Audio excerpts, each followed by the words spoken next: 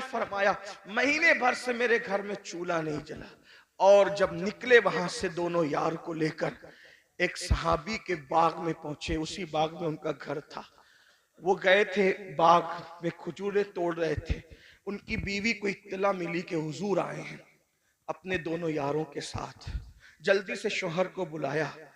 वो हुजूर की इत्तला सुनकर कुछ ताखीर से आए, यानी किस्म किस्म की खजूरें लेकर, ताकि हुजूर की मेजबानी करें। हुजूर के आगे खजूरें रख दी और आका से अर्ज किया, आका थोड़ी देर इंतजार करें, मैं भी खाना बनाता हूँ। जल्दी से बकरी ज़बा की और बकरी ज़बा करने के बाद जो है वो बोटियां रोटियां जौ की सामने रखा। अल्लाह के रसूल ने रोटियां और बोटियां देखी तो देखने के बाद खाना देखते रह गए। कासिम नेमत खाने को कुछ देर तक देखते रह गए। सहाबा ने अर्ज़ किया, आका जो है वो शुरू फरमाए, खाने का आगाज फरमाए। तो आका ने उस सहाबी जिसके घर में हुजूर बैठे थे कहा, अगर इजाजत दो, हुजूर दुनिया को पैगाम दे रहे हैं, फरमाया अगर इजाजत दो तो इस खाने से कुछ निकालना चाहता हूं। रोटी उठाई जौ की, उस पे कुछ बोटियां रखी और बोटियां रखकर आंख में आंसू आ गए। फरमाया कि जितने दिन से मैं भूखा हूं उतने ही दिन से मेरी बेटी फातिमतुज़ ज़हरा भी भूखी है। जितने दिन से मेरे घर में चूल्हा नहीं जला है उतने ही दिन से मेरी बेटी फातिमा के घर चूल्हा नहीं जला है।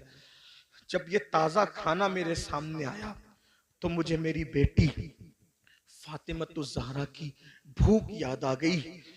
एक काम करो, पहले उसे ले जाकर दे दो, मेरी बेटी खा ले, उसके बाद मैं खाऊंगा।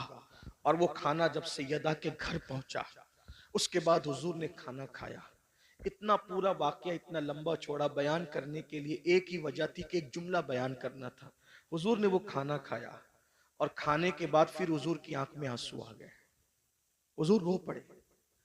सहाबा ने पूछा, या रसूल अल्लाह, जब भूखे थे तो नहीं रोए आप, और आप अब खाना खा के क्यों रो रहे? भाई रोना तो आदमी को भूखे पेट आएगा ना, कि मेरे पास खाना नहीं, खा के रोने का मतलब क्या? अब आका ने जो फरमाया, यही एक जुमला पढ़ने के लिए इतना बड़ा वाकया मैंने पेश किया। गौर से सुनना। आका इरशाद फरमाते हैं, अल्लाह ने कितना लजीज खाना हमें खिलाया ना, बकरी का गोश्त और जौ की रोटी। सैयदुत ताम है, ये खानों का सरदार है। कितना लजीज खाना अल्लाह ने हमें खिलाया। अब मैं इस पे रो रहा हूं। अगर कयामत के दिन अल्लाह मुझसे इस खाने के बारे में सवाल करेगा तो मैं अल्लाह को क्या जवाब दूं? कौन कह रहा है? एक महीने तक जिसके घर में चूल्हा नहीं जला, जो वजह तखलीक कायनात है, जो नबियों का सरदार है, जिसके लिए नेमतें पैदा की गई, जिसके लिए दुनिया बनाई गई, जिसके लिए किबला बदल दिया गया, जिसके इशारे अब्रों पे चांद टुकड़े कर दिया गया, जिसके इशारे से सूरज पलटा दिया गया, उस रसूल को उम्मत को तालीम देते हुए ये एहसास है कि मैंने एक दिन, आज एक महीना चूल्हा बंद रखने के बाद आज बकरी का गोश्त और रोटी खाया है। अगर अल्लाह मुझे इसके बारे में पूछेगा मैं क्या जवाब दूं? हालांकि हुजूर अलैहि सलाम से कोई सवाल नहीं होना, वो तो शाफ़ई यौमुन नुशूर है। उन्हीं के इशारों पर लोग बख्शे जाएंगे। मेरे इमाम कहते हैं, एक मैं क्या, मेरे इसिया की हकीकत कितनी, मुझसे 100 लाख तो काफी है। इशारा तेरा बेशक से पत्ता सा उड़ा जाता है, पन्ना हल्का सही भारी है, भरोसा तेरा बेशक। जिंदाबाद जिंदाबाद। रसूल अलैहिस्सलाम को ये एहसास तालीम उम्मत के लिए बेचैन कर रहा है। अल्लाह मुझसे पूछेगा तो मैं क्या जवाब दूंगा? बताओ मेरे भाइयों, एक दिन में 2-2 मरतबा कपड़े बदलते हो, 3-3 मरतबा पेट भर के खाते। मैं मना नहीं कर रहा हूँ, खाने के लिए मना नहीं कर रहा हूँ, कपड़े पहनने के लिए भी मना नहीं कर रहा हूँ, लेकिन इतना जरूर कहना चाहता हूँ, जिस खाने के रंग में डूबकर रज़्ज़ाक को भूल गए हो, जिन कपड़ों के गुरूर में अल्लाह को भूल गए हो, वो हमसे पूछेगा और वो हमसे सवाल करेगा। कभी सोचा एक हफ्ते का हिसाब अगर अपना पीर ले ले तो हम हफ्ते भर का हिसाब पीर को नहीं दे सकते।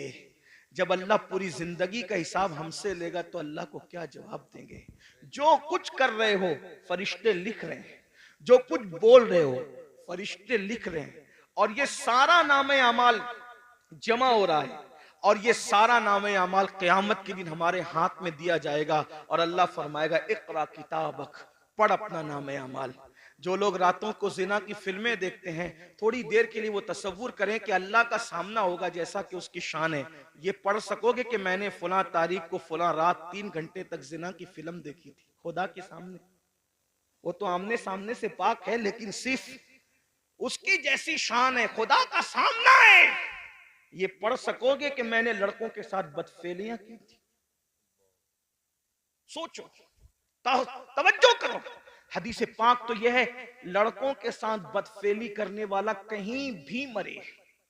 अल्लाह ने कुछ फरिश्ते ऐसे पैदा किए जिनकी चोंच है परिंदों की तरह, कहीं भी मरता है उसको उठाते हैं और उठाकर वहां ले जाकर फेंक देते हैं जहां कौमे लूत पर अजाब आया था। ये गंदी फिल्में यही तरफ आपको ले जा रही है। गंदी फिल्में आपको यही गंदगी की तरफ ले जा रही है। आपको एहसास नहीं है। आप तो सोचो रात है, कौन देख रहा है, अकेला हूं, कौन देख रहा है। अल्लाह इरशाद फरमाता है, हुआ माकुम ऐनमा कुंतुम, तू जहां कहीं है अल्लाह तेरे साथ है। और कितना साथ है, तो कहता है नहनु अक़रबु इलैहि मिन हब्लिल वरीद, अल्लाह तेरी शेरक से ज्यादा करीब है। और एक मकाम पे फरमाता है इन्नल्लाह काना अलैकुम रकीबा, अल्लाह तुम पर कड़ी निगरानी फरमा रहा है। मुसलमानों जरा सोचो, हलाल गिज़ा सैयदुल आलमीन वजह तखलीक कायनात खा ले तो रोए, इसके बारे में मैं अल्लाह को जवाब क्या दूंगा। हम तो गुनाह कर रहे हैं और हमें एहसास ही नहीं। अल्लाह को हिसाब भी देना है, अल्लाह को जवाब भी देना है। इमाम अहले सुन्नत आला हजरत जैसी शख्सियत कहती है, करीम अपने करम का सदका लई में बेकद्र को न शर्मा, तू और रजा से हिसाब लेना, रजा भी कोई हिसाब में है।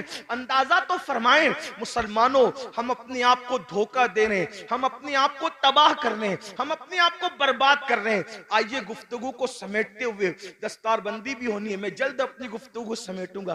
कौन कौन लोग हैं, कौन कौन लोग हैं, कौन लोग हैं जो हिसाब को याद करके रोते रहे, हिसाब को याद करके रोते। सैयदुत तैफा जुनैद बगदादी फरमाते हैं कि जो मकाम जिब्रील अलैहिस्सलाम को फरिश्तों में हासिल है, वो मकाम वलियों में हजरत बायजीद बुस्तामी को हासिल है। सुल्तानुल आरिफीन बायजीद अल बुस्तामी, आपको पेशाब होता था खून का पेशाब होता था हजरत बायजीद बुस्तामी को। मुरीदीन को पता चल गया कि बायजीद को खून का पेशाब हो रहा है।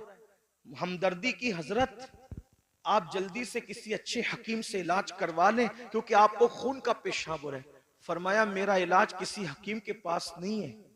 कहा क्यों? कहा कि ये जो खून का पेशाब होता है वो बीमारी से नहीं होता। बचपने में मुझसे एक गलती और गुनाह हो गया था। जब मुझे याद आता है कि अल्लाह उस गलती के बारे में मुझसे पूछेगा तो मैं अल्लाह को जवाब क्या दूंगा बचपने की उस गलती का। तो उस जवाब देने के तसव्वुर से मेरा जिगर अल्लाह के खौफ से पिघलने लगता है और पिघल पिघल कर पेशाब के रास्ते से बहता है।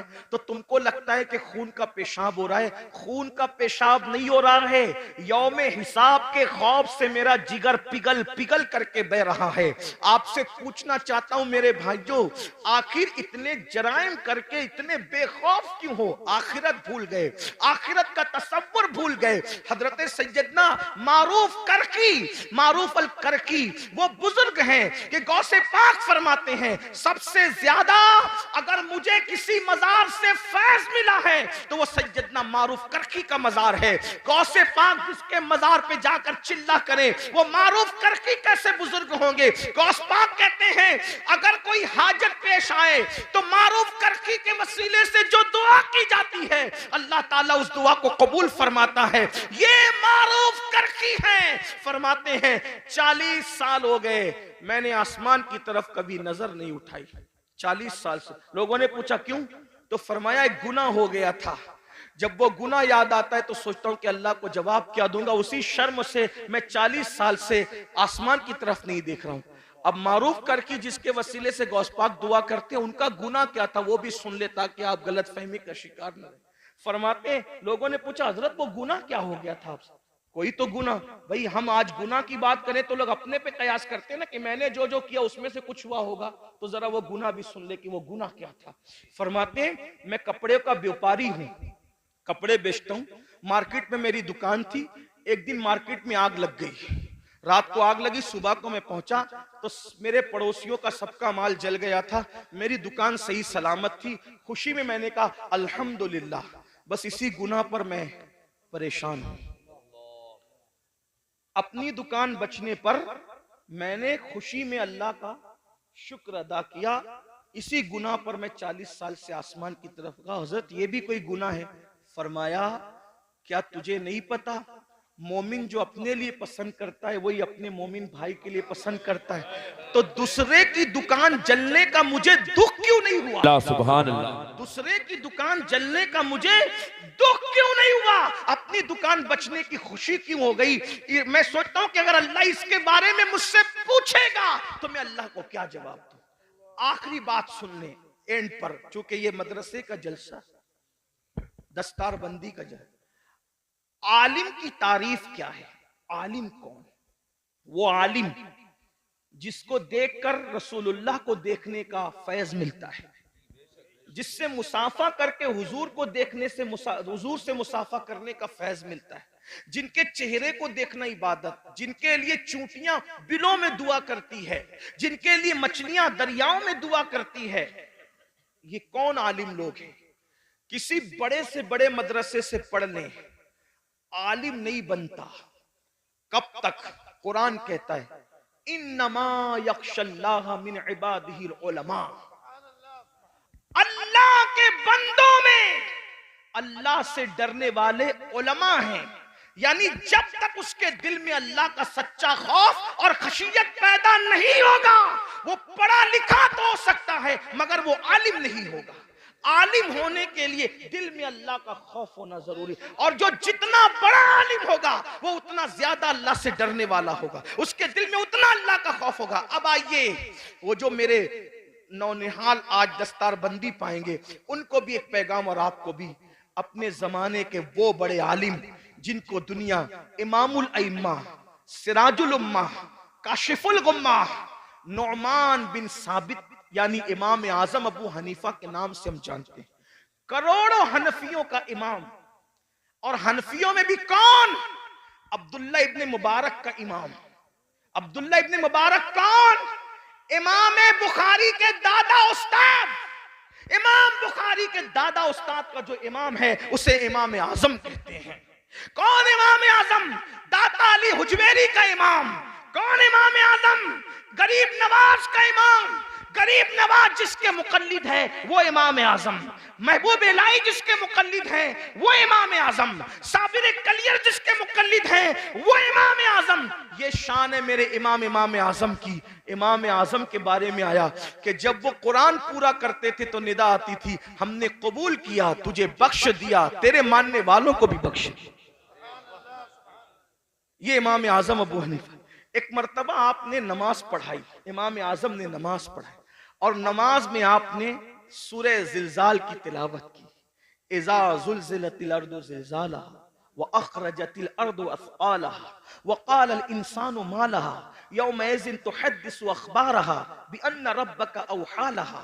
ये सूरह मुबारका पढ़ी और क़यामत का और यौम हिसाब का मंजर याद आ गया तो इमाम आज़म अबू हनीफा की आंखों में आंसू आ गए। और जब इस पर पहुंचे फमन यअमल मिस्काल ज़र्रतिन खैरन यरा व मन यअमल मिस्काल ज़र्रतिन शर्रन यरा।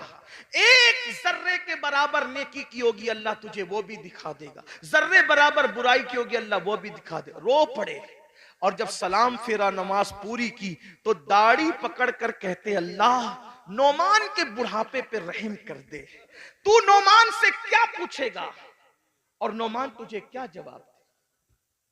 लीजिए हमारी महफिल के खुसूसी खतीब, हमारे कायद, हमारे अमीर, नारे तकबीर, नारे रिसालत, मसलकी आला हजरत उलमाए अहले सुन्नत हजरत अल्लामा मुफ्ती शाकिर रज़ा नूरी, हजरत अल्लामा मुफ्ती शाकिर रज़ा नूरी, नारे तकबीर, नारे रिसालत, उलमाए अहले सुन्नत। माशाअल्लाह।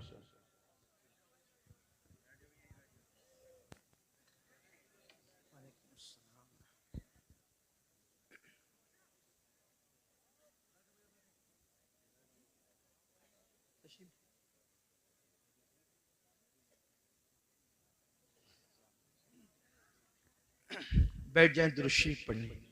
रब्बि सल्लि व सल्लिम दाइमन अबदा अला हबीबिका खैरुल खल्क़ि कुल्लिहिम सलातु व सलामुन अलैका या जद्दल हसन वल हुसैन। हजरत तशरीफ ले आए। हजरत का ये खिताब होगा, मैं मुख्तसर अल्फाज